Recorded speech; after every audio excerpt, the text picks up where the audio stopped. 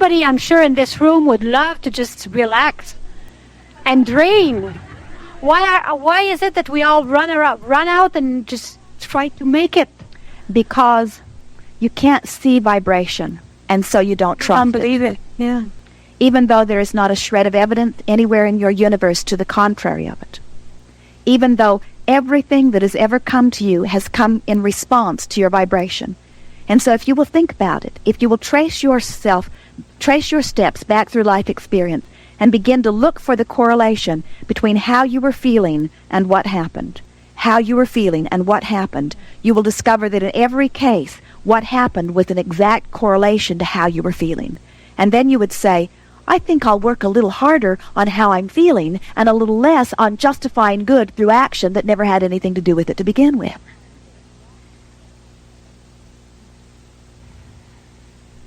You see, if you had come to us earlier in your experience, like when you were babies, it would be easier for you to hear all of this because you already know it.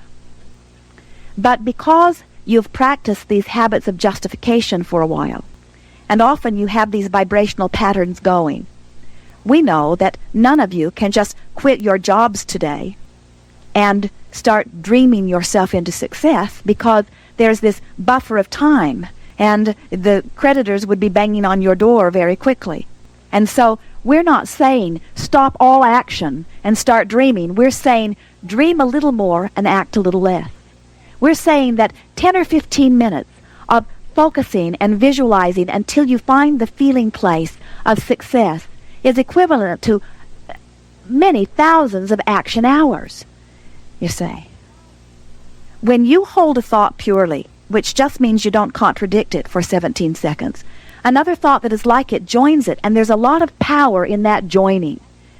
When we said to Esther, 17 seconds of pure thought is equivalent to about 2,000 action hours, she could hardly believe that. We said, when you double that, it's equivalent to 10 times that in action. So that means 34 seconds of a pure thought is equivalent to 20,000 action hours. Esther said, how could that be? We said, we've got more.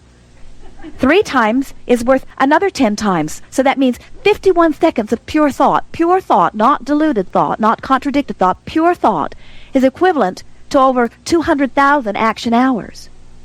68 seconds of pure thought has the action punch or power of over 2 million action hours. Esther said, Abraham, that is hard to believe, which was her nice way of saying, I don't believe this. And we said, you don't believe it because you rarely go more than 8 seconds without contradicting your thought. So you have not discovered the power of thought. Most of you have not discovered that the universe is conspiring to assist you. You work hard from this attitude of unworthiness, from this feeling that you are not enough, from this feeling that you have to justify. So you heard us as we were visiting with our friend here.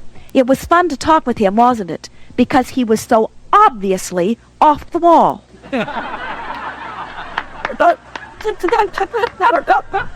Didn't you enjoy hearing him? Couldn't you really hear why he was stuck? Wasn't it easy to hear why he was stuck? Couldn't you hear how he was just not going to let the well-being into him because he was so mad at those bad people who were taking advantage of so many people? Didn't he make it really easy to understand why he was sort of stuck and not allowing it to come in? It's a lot easier to hear when it's happening to somebody else, especially somebody who's exaggerated to the place. And what we want you to begin to do is to recognize that the universe is responding to the way you feel. So think about the way you feel. Every now and again, think about the way you feel. Don't think so much about what you're thinking. Don't think so much about what you have or what you possess, or don't think so much about how you compare with your actions or with your possessions to others. Instead, think about how you feel. Ask yourself, am I sitting here in a feeling of well-being? What is my feeling? Do I feel intimidated? Do I feel self-conscious? Do I feel inadequate? Do I feel unworthy? Or do I feel pretty good? Do I feel cocky? Do I feel full of myself? Do I feel in love with life? Do I feel exhilarated? Am I feeling fun? Am I feeling some passion? Am I adoring you? Helps if you get it off you. In other words, rather than looking at you with these feelings, start looking from you with these feelings. Look out into the outer world. How do I feel about that cat? Oh, I love that cat. How do I feel about that woodchuck? I'd like to get that woodchuck. In other words, how am I feeling? Because how you're feeling is what your point of attraction is.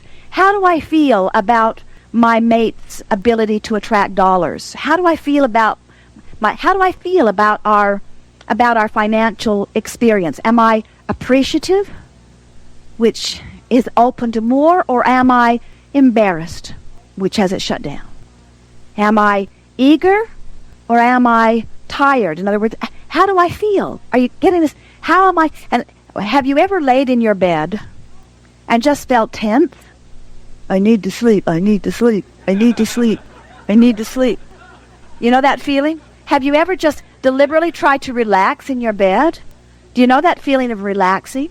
As Jerry and Esther were taking a test drive in their beautiful new motorhome, this very knowledgeable man says, "Now what I want you to do," he's saying to Esther, she's so excited she just wants him to get out of the way and let her sit in the seat, but he's going to teach her how to drive this monster. And he says, "You're wanting to put the steering wheel flat, not like this, but flat. And then put one hand on the steering wheel, and rather than gripping it, just move it with your hand. And in doing so, you will never feel tired while you are driving." He said, "Take both hands and hold them like this. Now feel how that feels in your back." And Esther could feel the big knot in her back. He said, "Now put one hand, relax it on your leg." And as Esther put it on her leg, she felt the knot in her back go away. Then he said, "Now lay that hand out," and she felt ease come over her body. She did not realize till he pointed it out to her that she was ready to drive that big motor home, and he wanted her in a place of connection and relaxation to drive that big motor home. In other words, you don't stop very often to think about how you're feeling, do you? And yet how you're feeling is everything. How you're feeling is your point of attraction. How you're feeling is your asking from the universe. How you're feeling is everything that is coming to you. If you're feeling unworthy, you can work day and night, night and day, every day, and not allow the very things that you want to flow because your vibration is not allowing it, and the universe cannot buck your current. How you're feeling is everything. So if we were standing in your physical shoes, we would let the contrast naturally produce the desire. It will. And when we feel a desire within us, we would look at it, we would recognize the weirdness of it, we would recognize how unfamiliar it feels, and then we would do what is our work. Then we would do what is our work. Then I would do what is my work. Then I would go to my work. I would do the work that I have been born to do.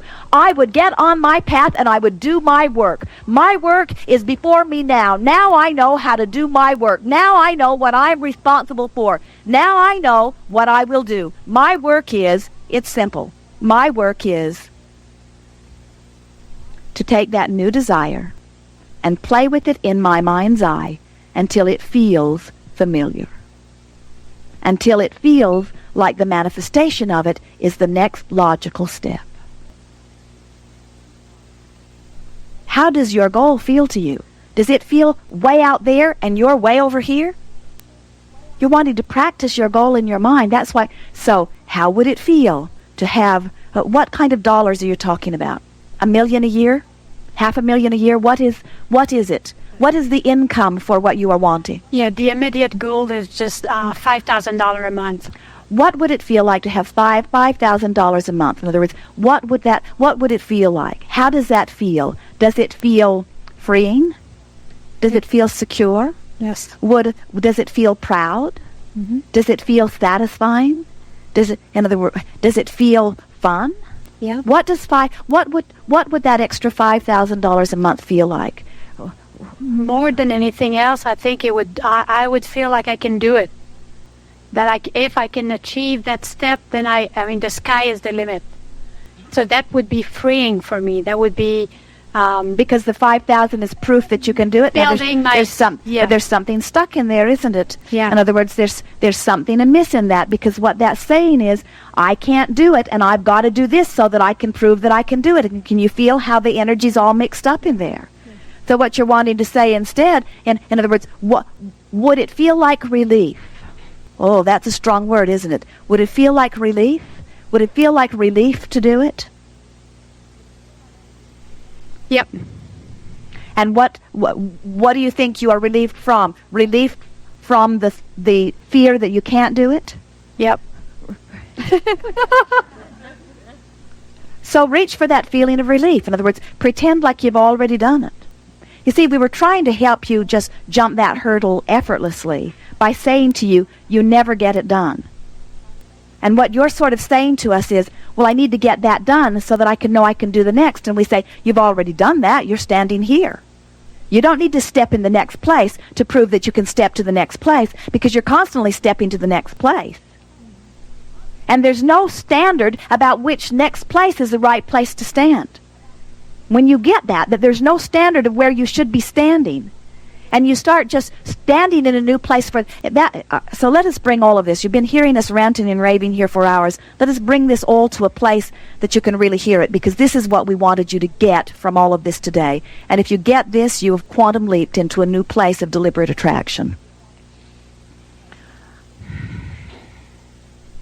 Most everybody stands here, dissatisfied to some degree, longing to be over there. The whole point of that point of attention over there is not to get over there. The whole point of it is that by desiring that, life force flows through you on the way. Did you get that? The whole point of the goal or the desire is that the desire summons life force through you. That's why you're always wanting another, and you're always wanting another, and you're always wanting another goal, another goal, another goal. That's why we say you will never get it done. And so when you hear that, we're offering it to you in a new way that you may hear more clearly. So why do I want that?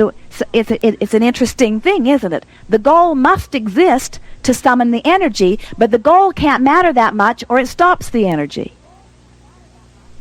So you're wanting the goal for the sake of the energy that will flow through you, not for the sake of the manifestation. We said to a woman one day, well, actually, we'd been talking to her quite a bit, and she shouted at us. She was very mad. She said, Abraham, I don't think you care if my lover ever comes to me.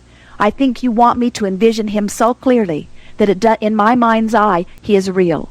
So real that it doesn't matter that he's not really there.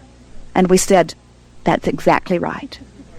Because we know when she feels him in that way, the pain will be gone from her, and the life force will be flowing through her, and all of her goals will be achieved, and we also know then he must come.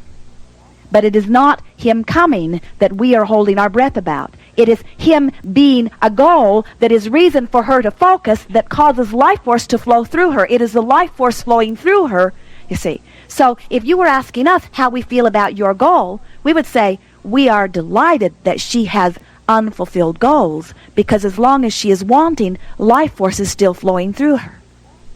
And so from our non-physical perspective, we say the unfulfilled goal is the constant summoning of life. And you say, oh, well, you should come here and live with us. We want fulfilled goals. We want fulfilled goals. We want fulfilled goals. And we say they will all be fulfilled when you get over being so unhappy that they're not fulfilled.